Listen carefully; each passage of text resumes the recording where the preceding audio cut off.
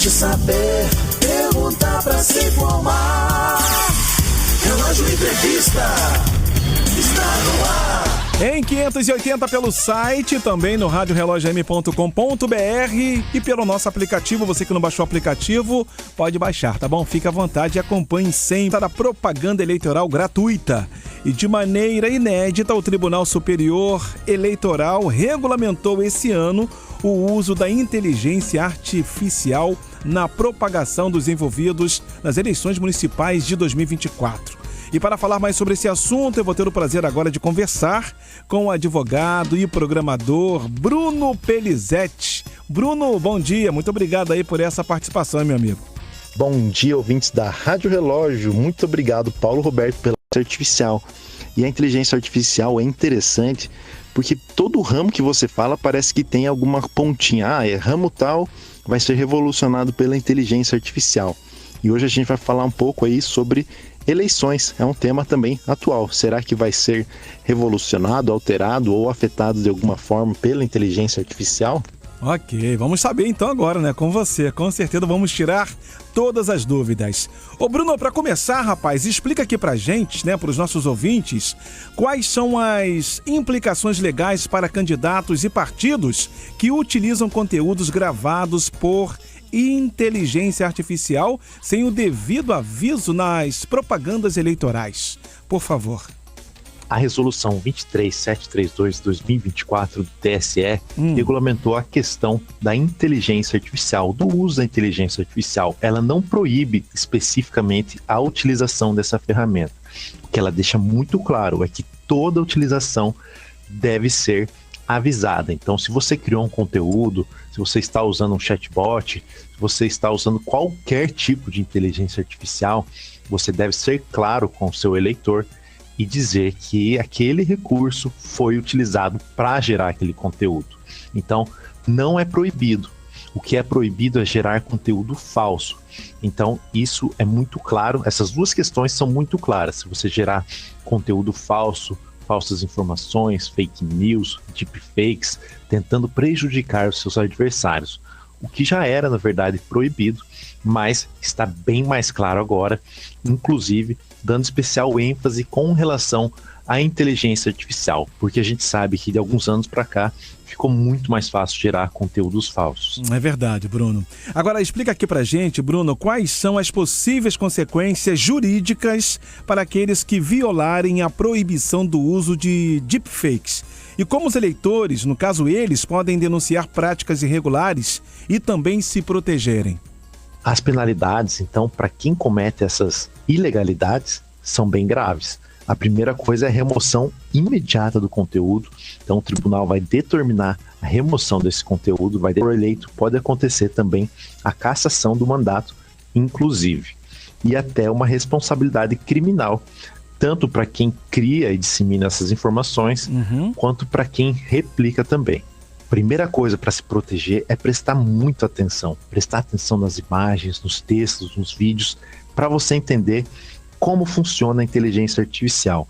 Então, nas imagens, a gente ainda tem problemas ali com a criação de conteúdo com as mãos das pessoas. A gente ainda tem inconsistências, erros, textos que aparecem fora do lugar, que podem denunciar que aquela imagem foi criada com inteligência artificial.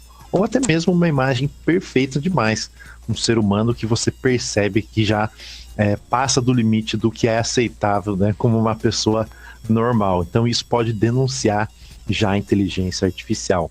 Com relação aos vídeos, às movimentações, geralmente os deepfakes, eles têm movimentações mais estáticas, cuidar muito com a boca, então acompanhar o que é falado com a boca do personagem, vamos falar assim, né? Então cuidado com esses pontos que você já vai começar a identificar deepfakes e imagens geradas artificialmente. Os textos é um pouquinho mais difícil, porque geralmente eles seguem textos genéricos, sabe? Então eles são um pouquinho mais difíceis de identificar. Entendi. E com relação a chats, a gente vai ver que os chats também eles vão ter uma linguagem um pouco artificial, então um pouco estruturada demais, sabe? Você vai sentir que não tem erros, que é uma fala mais cadenciada, não é como um ser humano que para, pensa. Então esse é um indicativo que você está falando daí com o robô. E para denunciar é muito fácil, é só entrar no site do TSE, que eles já têm um canal específico para realizar essas denúncias. Tá certo. Estamos falando sobre o uso de conteúdos gerados por inteligência artificial em propagandas eleitorais, com o advogado e programador Bruno Pelizetti. Bruno, a terceira pergunta aqui, rapaz, é a seguinte: de que maneira as redes sociais devem se adaptar às novas regulamentações do TSE sobre o uso no caso de inteligência artificial e desinformação durante as eleições? O que as plataformas precisam fazer é criar canais rápidos e de resolução de problemas imediatos. Precisam agir de forma intensa e imediata, porque nas últimas eleições a gente percebe que as redes sociais se tornaram um personagem ativo das eleições. Então eles precisam dar muita atenção às resoluções do TSE e às determinações judiciais para não se prejudicarem e não aumentarem com informações erradas, fake news, com relação às suas próprias condutas. Então, o papel deles agora é importantíssimo e precisam estar bem atentos com essas questões do TSE e as determinações do tribunal. É isso aí, tem que ter bastante atenção, né? Diga-se de passagem. Agora, qual é o papel da Justiça Eleitoral em combater a desinformação nas campanhas eleitorais e como a legislação atual suporta ações imediatas contra conteúdos considerados irregulares? O TSE tem sido um tribunal de vanguarda aí com relação ao combate à desinformação.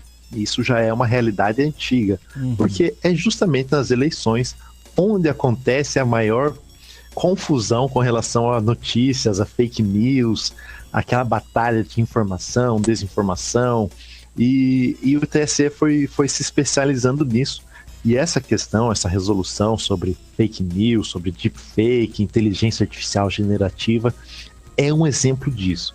Então, é um tribunal que está muito atento e muito rápido, porque nas eleições tudo precisa ser muito rápido. Então a remoção do conteúdo precisa ser imediata para evitar um problema, evitar um dano, um prejuízo para o candidato que talvez seja irreparável posteriormente. Porque ele pode perder eleitores com essas fake news, com deepfakes. Então é muito importante a atuação imediata. Porém, isso não acontece em todos os tribunais. A gente sabe que a justiça vai ter que seguir alguns critérios. A justiça comum, a justiça estadual, ela precisa seguir algumas burocracias. Então, ainda não temos aí uma resposta tão imediata e tão precisa quanto a do TSE em outras situações. Certo. Agora, já pegando carona sobre o TSE, Bruno, explica aqui pra gente, né, para encerrarmos, para fechar, rapaz, por não existir uma legislação sobre inteligência artificial no país, como a decisão do TSE pode influenciar futuras legislações sobre inteligência artificial no Brasil? Olha, esses conteúdos ainda a gente tem muita incerteza de como surgiram, de onde eles vêm. Então a gente tem muitos mistérios aí para desvendar sobre a inteligência artificial. Temos muita discussão sobre o direito de imagem, direitos autorais. Então ainda é um campo que ninguém tem um caminho traçado, ninguém tem um norte que a gente possa falar com certeza, a gente precisa fazer uma lei que seja isso ou aquilo, sabe? Então a gente ainda tem muita dificuldade em entender a tecnologia e caminhar para uma resolução digo, legislativa correta. Mas a resolução do TSE é legal porque ela parte de parâmetros universais, então ela parte do parâmetro da verdade. Então a gente quer buscar conhecimento há muitos anos. Então o combate à mentira é muito importante, o combate a essas gerações maliciosas, vamos falar assim. Então é bem interessante isso, porque a gente está passando por um preceito fundamental, né, de buscar a verdade. E outra questão interessante é o aviso. Então avisar que você está falando com um robô, avisar que você está acessando um conteúdo gerado com inteligência artificial. Então são dois preceitos que eu acho que vão sim ser replicados em outras legislações e vão acompanhar a tonalidade aí da geração das regulamentações, das legislações futuras que estarão por vir. Boa, garoto. Valeu, Bruno. Obrigado pelas informações. Rapaz, só para lembrar que os nossos ouvintes, né, mais uma vez eu agradeço, em nome de toda a família Rádio Relógio, eu conversei com o advogado e programador Bruno Pelizetti sobre a regulamentação do uso de conteúdos gerados por inteligência artificial em propagandas eleitorais. Bruno, suas considerações finais. Bom, pessoal, espero que tenha sido proveitoso aí a conversa para a gente entender um pouquinho mais, desvendar esse mistério da inteligência artificial, na verdade, porque a gente ainda tem muito que aprender sobre isso. E como é uma ferramenta que veio para ficar, isso ninguém tem dúvida, todo mundo já deve ter usado o ChatGPT, criado algum contexto, algum texto, alguma imagem. Então eu acredito que é uma ferramenta que vai fazer parte da nossa rotina no dia a dia. Então é importante a gente conhecer e entender bem o funcionamento dessas ferramentas. Eu tenho um canal no YouTube que eu falo das ferramentas, então depois, se você conseguir, me segue lá, Bruno Pelizetti, 2 L's, 2 E's e 2 T's, e no Instagram também.